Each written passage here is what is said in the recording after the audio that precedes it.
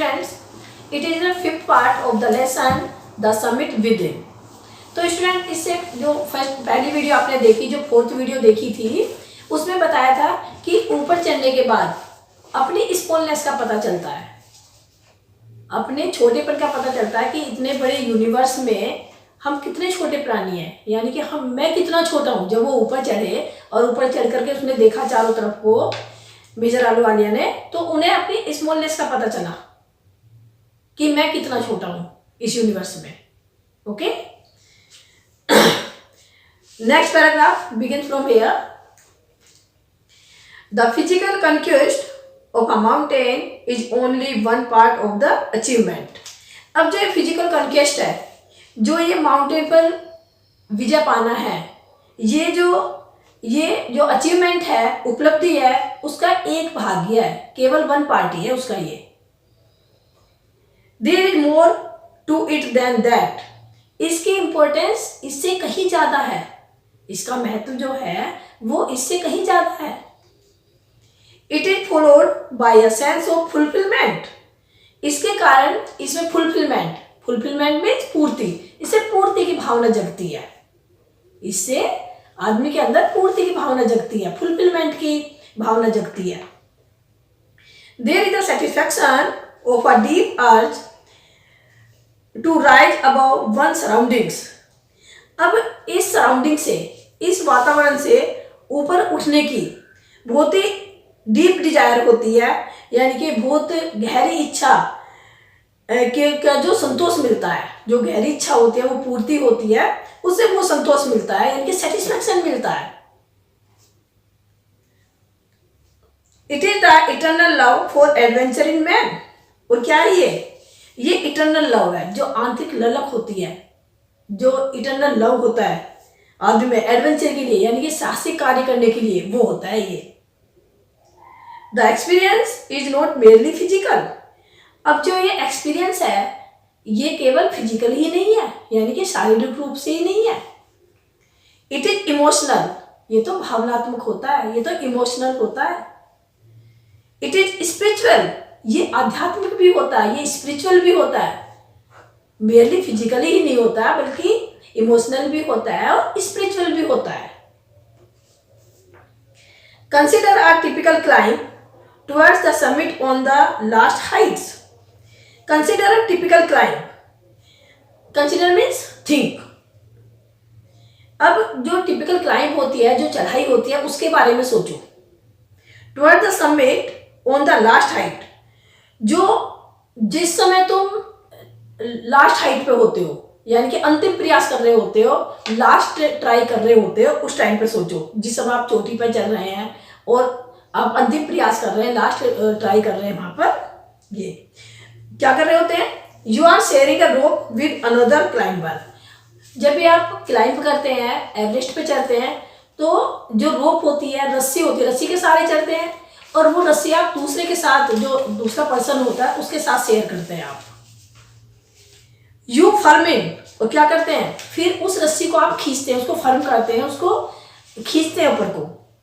He cuts the step in the hard ice, और फिर क्या करता है वो कि जो आइस तो हार्ड होती है वहां पर, उस पर स्टेप रखने के लिए, पैर रखने के लिए उस बर्फ को काटना पड़ता है, और बर्फ को काट करके तब आप उस पर पैर रखते हो। बड़ा मुश्किल होता है, बहुत ही हार्ड होता है। अब उसमें बर्फ को थोड़ा काट करके पैर रखने की जगह बनाते हैं आप। देन ही प्लेस, और तब वो ऊपर को खींचता है। And you inch your way up, और तब आप इंच भर ऊपर को चढ़ते हो। तो कितना मुश्किल होता है, तब जाकर के आप इंच भर थोड़ा ऊपर को चढ़ते हो। The climb is grim, grim means hard. ये क्लाइंब, ये चढ़ाई बहुत ही हार्ड होती है, कठोर होती है। You strain every nerve as you take every step. हर कदम पर तुम्हें मुश्किलों का सामना करना पड़ता है, यानी कि कदम कदम पर तुम्हें हार्डशिप्स का सामना करना पड़ता है, मुश्किलों का सामना करना पड़ता है, स्ट्रगल करना पड़ता है आपको। Famous climbers have left records of the help given by others. अब जितने भी फेमस क्लाइंबर्स हुए हैं, उन्होंने इसका रिकॉर्ड रखा है, यानी कि इनको लिख के रखा है, रिकॉर्ड बनाया है, इसका लेखा जोखा रखा है कि जो दूसरों से उन्हें हेल्प मिली। जब वो चढ़े किस किस ने उसको हेल्प मिली, किस किस ने उनको हेल्प की, कैसे हेल्प की, इनका सबका रिकॉर्ड उन्होंने रखा हुआ है। They have also recorded how they needed just that help. और उन्होंने ये भी रिकॉर्ड कर रखा है कि उस समय उसकी जो हेल्प की उन्हें कितनी जरूरत थी, कितनी नीड थी, यानी कि उस समय हेल्प की बहुत ज़्यादा जरूरत थी, और किसने उनकी हेल्प की, कैसे की, ये सब उन्होंने लिख के रखा है। As they might have given up, वरना तो क्या उन्हें ये जो चढ़ाई थी, अपना जो वर्क था, ये बीच में छोड़ना पड़ सकता था। हो सकता था कि उन्हें बीच में छोड़ना पड़ जाता, अगर उन्हें कोई हेल्प ना मिलती तो हो सकता था उन्हें अपना बीच में काम छोड़ना पड़ता, ये क्लाइंब को बीच में ही रोकना पड़ता। ब्रीथिंग इज डिफिकल्ट, क्या होता है वहां पे ब्रीथिंग करना बड़ा मुश्किल होता है, सांस लेना भर मुश्किल हो जाता है वहां पर। You curse yourself for having let yourself in for this, और उस समय तुम ऐसी कंडीशन में होते हो कि तुम अपने को कर्स करने लग जाते हो, अपने को कोसने लग जाते हो कि तुमने यहाँ टांग क्यों अड़ाई, यार ये ऐसा इस काम में मैं फंसाई क्यों, मैं पढ़ाई क्यों इस चक्कर में। एक कंडीशन आती है, ये सबके साथ आती है कि जब वो ये सोचने लग जाता है यार ये मैंने ऐसा डिसाइड क्यों किया, क्यों डिसीजन लिया ऐसा। You wonder why you ever undertook the ascent, और तुम इस बात को बड़े आश्चर्य करने लगते हो, अंडरटुक में एक्सेप्ट, कि तुमने ये चढ़ाई एक्सेप्ट की क्यों, स्वीकार क्यों की कि भाई हाँ मैं चढ़ाई करूंगा। There are moments when you feel like going back, और उस समय ये ऐसे मोमेंट्स भी आते हैं जब तुम्हें लगता है कि यार वापस चलो। ऐसे मोमेंट्स आते हैं, ऐसे क्षण आते हैं कि तुम्हें लगता है मैं वापस चलूं, अब मैं ऊपर नहीं चढ़ पाऊंगा, अब मुझे वापस ही जाना चाहिए। It would be sheer relief to go down, और नीचे उतरना बहुत राहत देगा, रिलीफ मिलेगा। वो सोचता है कि नीचे उतर जाऊं तो बहुत राहत मिलेगी, मुझे बहुत रिलीफ मिलेगा, आगे नहीं जा पाऊंगा अब मैं। इंस्टेड ऑफ अप, ऊपर जाने के बजाय कि मैं नीचे उतर जाऊं तो ये ज्यादा राहत भरा काम होगा। But almost at once you snap out of that mood, लेकिन क्या होता है स्नैप आउट का मतलब उससे निकल जाना। तुम एकदम से क्या होता है कि उस मूड से निकल जाते हो, जो तुमने सोचा है एकदम तुम्हारे जो थिंकिंग होती है वो बदल जाती है, उस मूड से आप बाहर आ जाते हैं। There is something in you that does not let you give up the struggle, कुछ ना कुछ तो तुम्हारे अंदर ऐसा है, there is something in you, कुछ तो तुम्हारे अंदर ऐसा है जो तुम्हें इस स्ट्रगल से भागने से रोकता है, यानी कि इस स्ट्रगल को छोड़ने नहीं देता, इस स्ट्रगल से भागने को रोकता है। कुछ ना कुछ तो तुम्हारे अंदर ऐसा होता है, यानी कि क्लाइंबर्स के अंदर कुछ ना कुछ तो ऐसा होता है जो फिर उसे छोड़कर भागता नहीं है बीच में।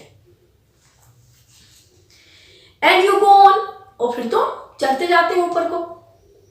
Your companion keeps up with you, और जो आपके कंपेनियन होते हैं, जो आपका साथी है, जो आपका साथी है, जो आपके साथ शेयर कर रहा है, वो भी आपको साथ देता है, वो भी आपको हेल्प देता है, वो भी आपका साथ देता है।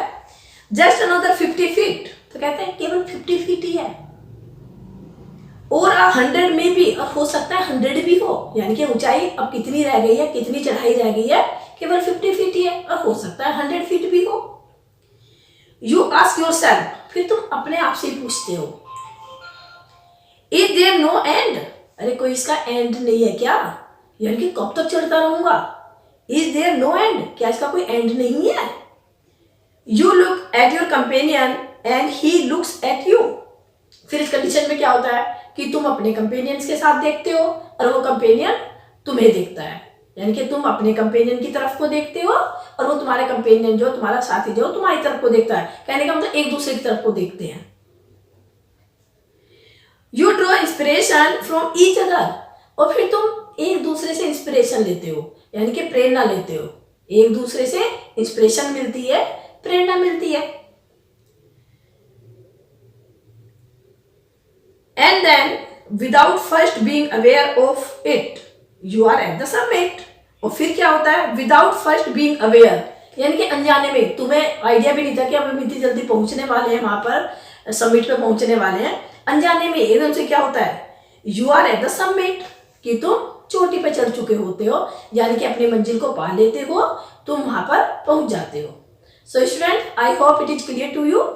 Thank you very much. Remaining part of this lesson will be covered in our next video.